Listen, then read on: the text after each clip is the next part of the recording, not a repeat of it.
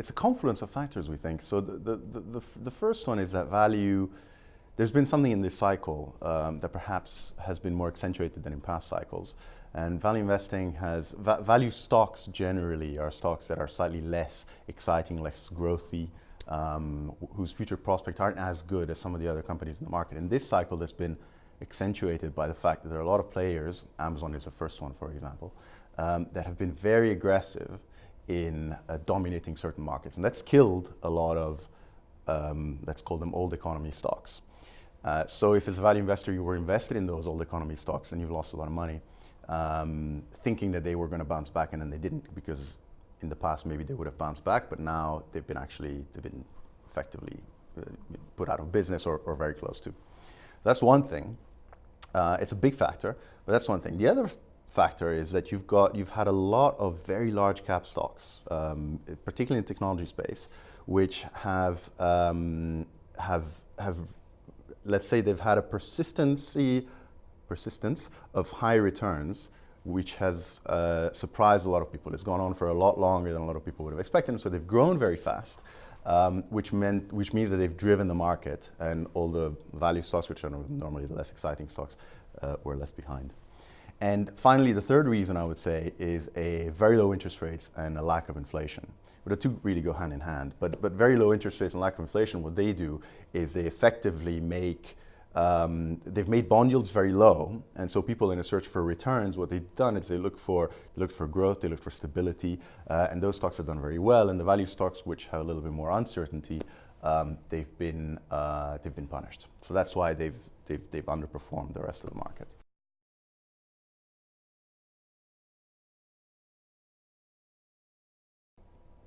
But catalysts are quite difficult to identify, but there are a few reasons why it could reverse. First of all, there's a valuation angle. The valuation is discrepancy between what we call value stocks and what could be growth or very defensive or very high quality. A lot of people have different names for them, is enormous.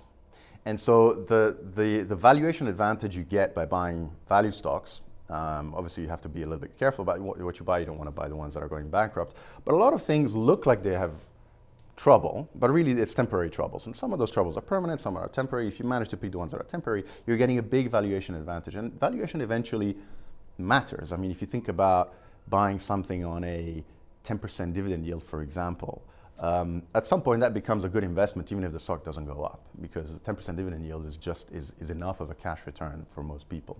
So at the moment you get a very, very big valuation advantage. You get bigger dividends, you get bigger cash returns if you buy value stocks than if you buy more defensive or higher growth stocks. So that could be one thing. Those things are kind of self-fulfilling. At some point the valuation discrepancy becomes so big that it just corrects itself.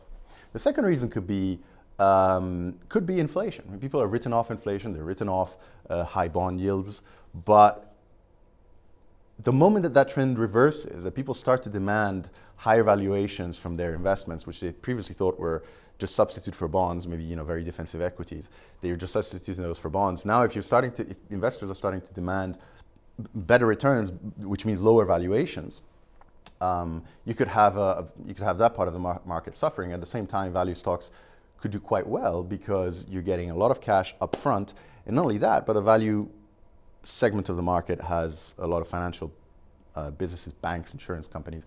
Those businesses make a lot more money if interest rates go higher. And so you would get an earnings increase among those stocks all the while you're getting a valuation compression in the high part of the market. So you could have that kind of reversal.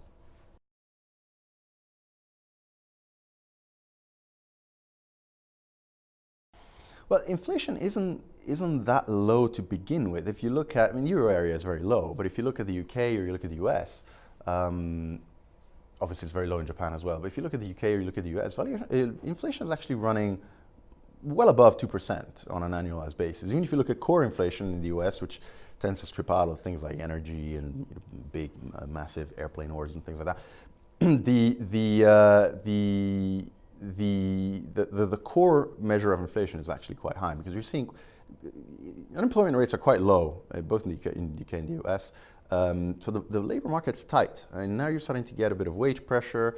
You're also getting a lot more populism. So governments that come into power, promising that they're going to do things for a whole cohort of people, which perhaps have felt a little bit left behind in the past. So, wages could rise.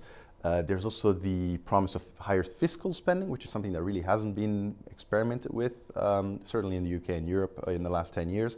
A lot of the stimulus that we've seen is monetary, so central banks printing money, buying bonds. But if you get fiscal stimulus, you're going to get government selling more bonds, which pressures the price of bonds. And then in addition, that could create inflation in its own right. But the most important thing about that question is that it's not priced in anywhere. So that could happen. We think there's a decent probability that actually inflation picks up. But more importantly, you're paying very little for the bet.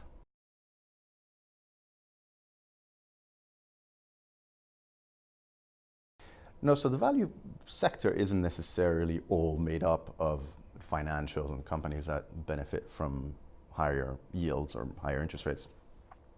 The value sector has all sorts of value part of the market, has all sorts of business at the moment. There are a lot of cyclical businesses which are already pricing in a recession. And cyclical, we mean auto parts, we mean industrial companies that really don't need higher interest rates to make money. They just need a pickup in manufacturing activity, or the market to just reassess the fact that, okay, the recession wasn't as big or as permanent as we thought it was going to be. We're going to reprice those businesses higher. So value would do exceptionally well if interest rates went higher, but it would still do okay if interest rates didn't, in particular because of the valuation discrepancy that you're getting at the moment. So even if you're not getting the inflation catalyst, you're getting the valuation catalyst, which is currently so stretched that we don't think you necessarily need inflation to pick up or bond yields to pick up for value to do well.